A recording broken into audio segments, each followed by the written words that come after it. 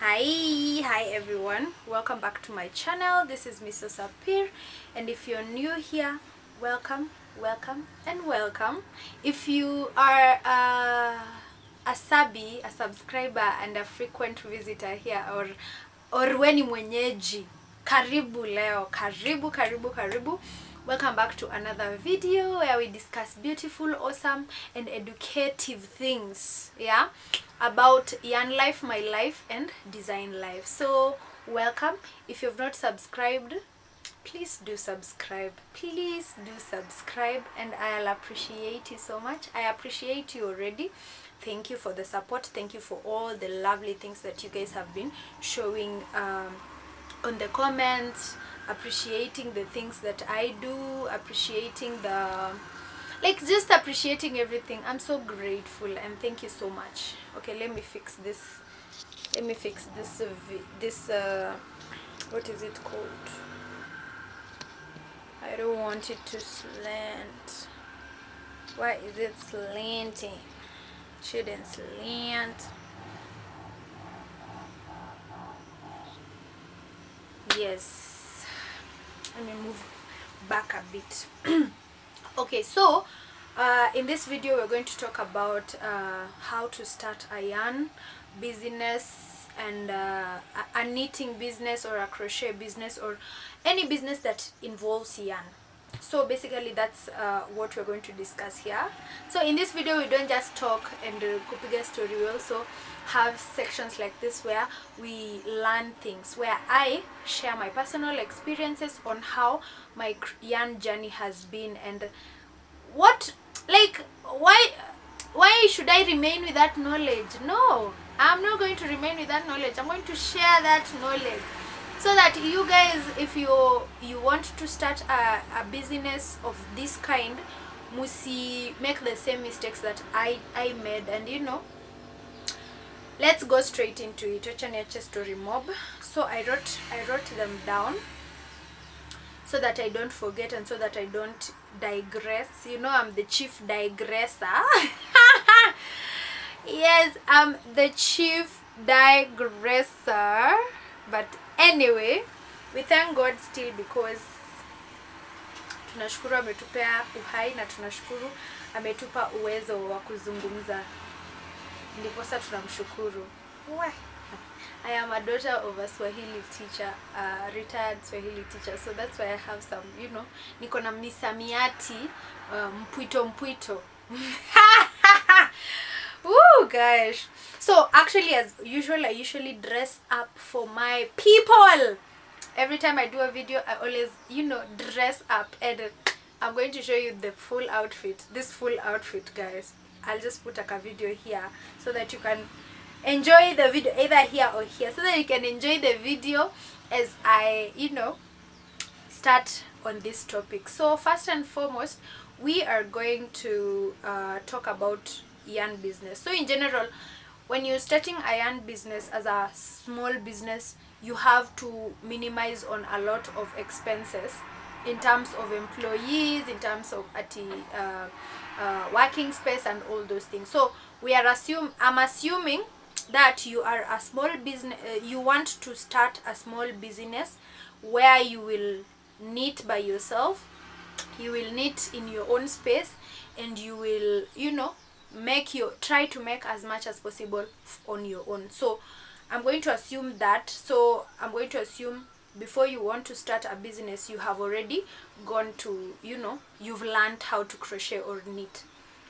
But that can be our first point. So if you want to start a yarn business, learn any craft that is related to yarn. So you can learn how to knit, you can learn how to crochet, you can learn how to make DIY yarn stuff, you can learn how to make macrame, you can learn how to all those things that are related to yarn. So after you've already learned how to do all these things on your own by yourself, you are going to know your target market.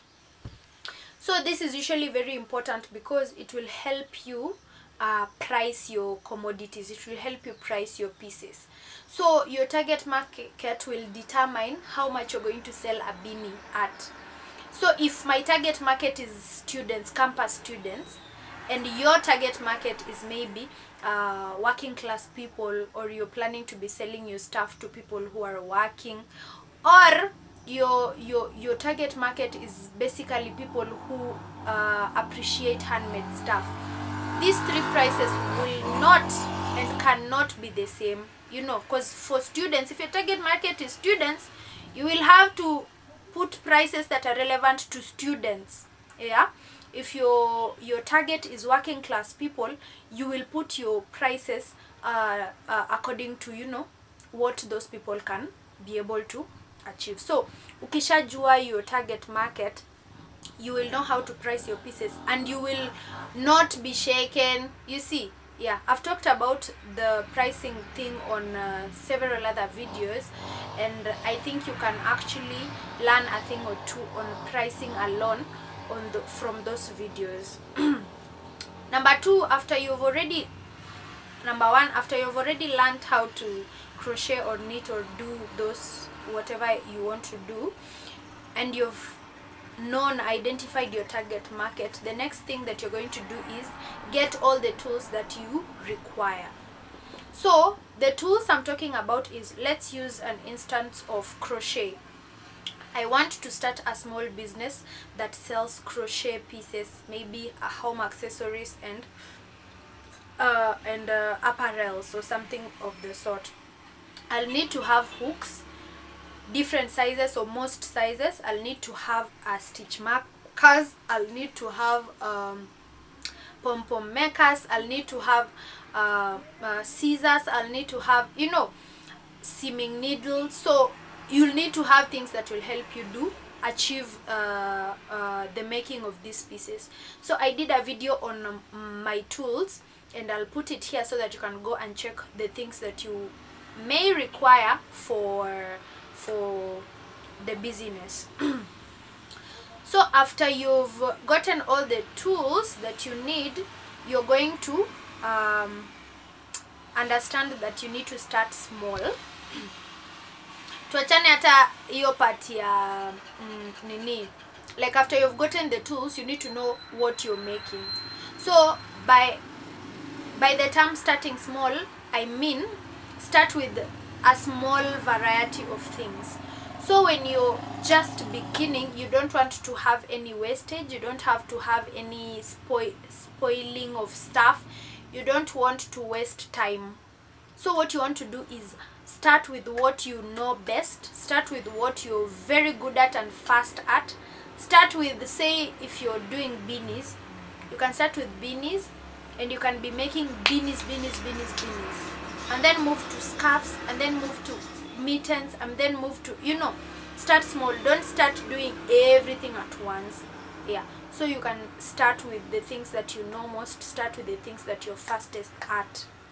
Then the proceeds or the profits that you get from those ones can help you now expand into doing sweaters and all that, because the bigger the project, the more they earn.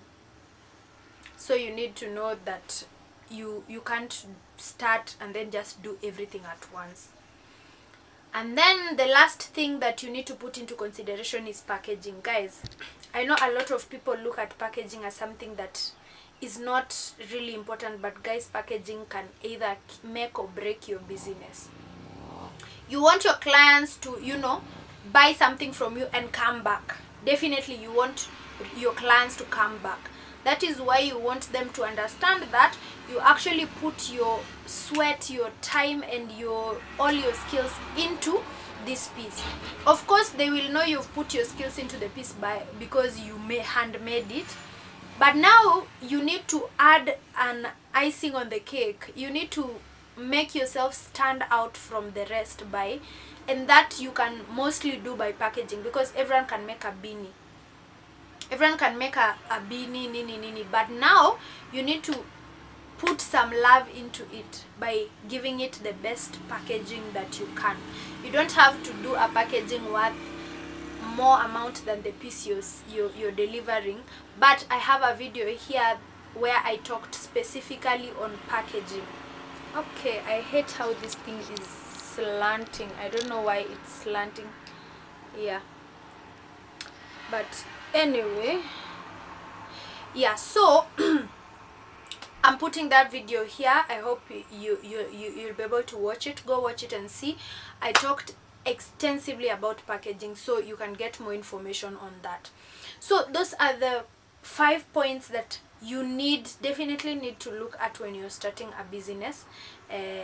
And I'm going to do a part 2 of this video so that I can give you more information on now. After you've already started the business, you've sorted out the packaging, your workmanship is on point, everything else is working as it's supposed to work. What next? What next? Are we going to just stay there, or how are we going to expand our business? How are we going to market our business? How are we going to ensure that the clients that make orders from you come back? How are we going to ensure that our pieces always stand out from every other piece? How are we going to ensure that this business actually puts food on your table?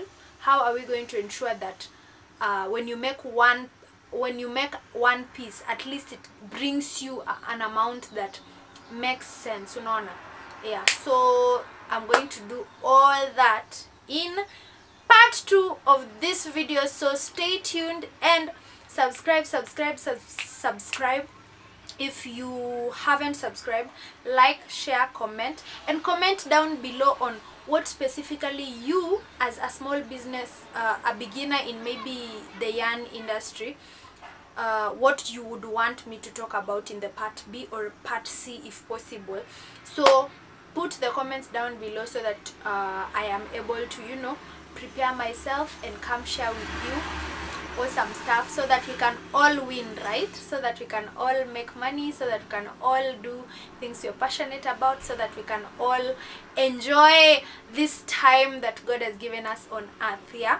And unataka when people are reading your eulogy waseme enyewe this chick lived, this chick enjoyed life, this chick alijipea the best, she did her best, she hustled, okay, my mom doesn't like the word hustle.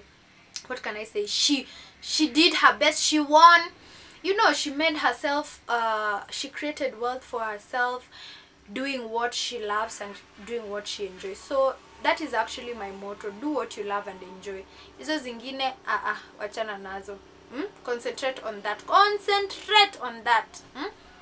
Yeah, so thank you so much for watching, and bye bye.